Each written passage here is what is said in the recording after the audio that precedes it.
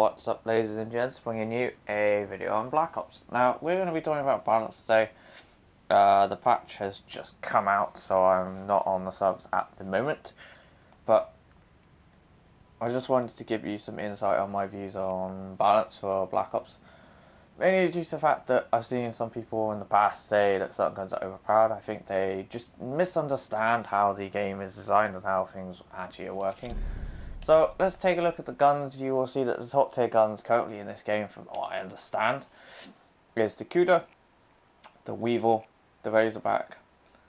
Now if we look at all of these SMGs at the moment, the Cuda is basically Mr. Jack of all trades. The Weevil is basically the Jack of all trades with a bigger extended mag, and then the Razorback is the longer range version of all of them. There is also the VMP as well, which is basically the very fast firing SMG with a big capacity, but it does come with the cost of recoil, and you could probably put it into here as well. It is pretty versatile, all of them.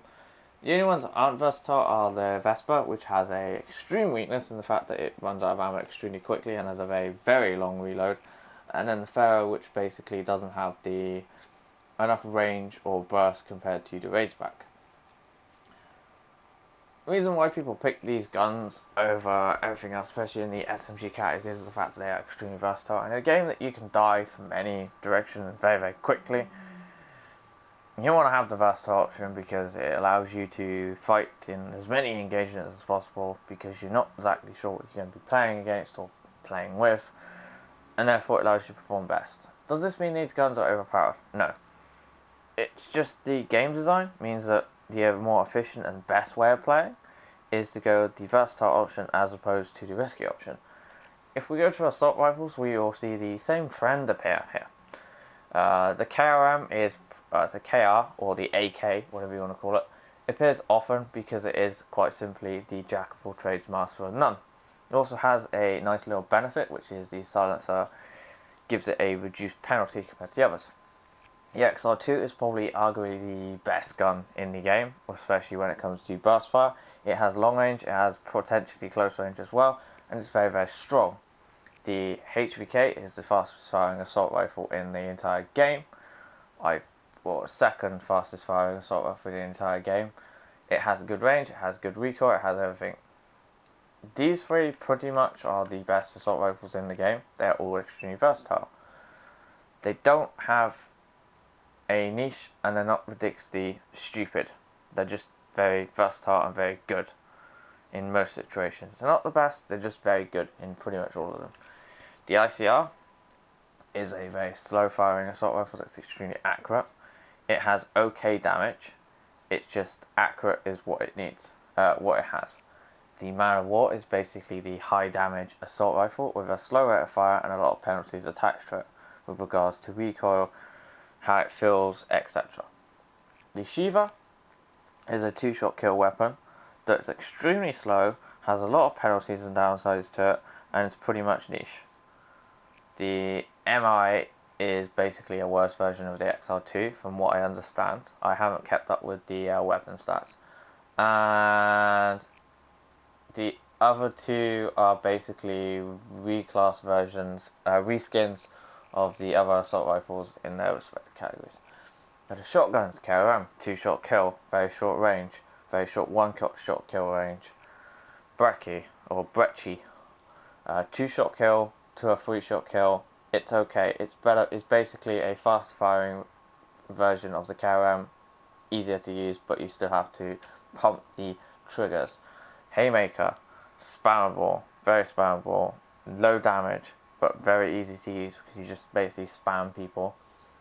Argus, two-shot kill, pretty much. You just need to require to aim it to get the max out of it. LMGs, very slow firing BRM. It's okay, it's Mr. Average sort of. The Dingo is basically a better version of the BRM because it's got better handling, it's got averagey stuff on it. Gorgon, extreme downside. Two-shot kill, very slow. Not very versatile because it's got little weaknesses. Dredge is basically a burst version of the BRM and slightly better fires, but still got a bunch of weaknesses because it's got a slow rate of fire. Snipers, they're terrible, don't bother about them. You will see that they are basically extremely versatile, and that's why people pick them. They're not ridiculously more powerful than the others, they're just versatile. That's their strength, they're versatile, and that's why people use them. Because in a game that you can die from anywhere, you die very quickly, you want the versatile option. You want to take risks. There's no point in taking risks. You want the versatile option. You want to try and keep yourself alive, survivability. Which is why when you look at perks as well, you'll see people run Flat Jacket Ghost, because survivability.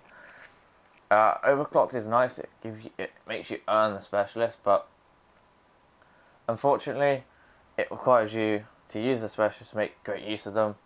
Risky. Blind Eye, only useful when his enemy streaks up in the air, pointless when it isn't. Sixth Sense, sort of okay, but again, niche. Versatile, niche. You start to see a trend here, don't you? The niche options are terrible because they're too niche. Versatile, niche.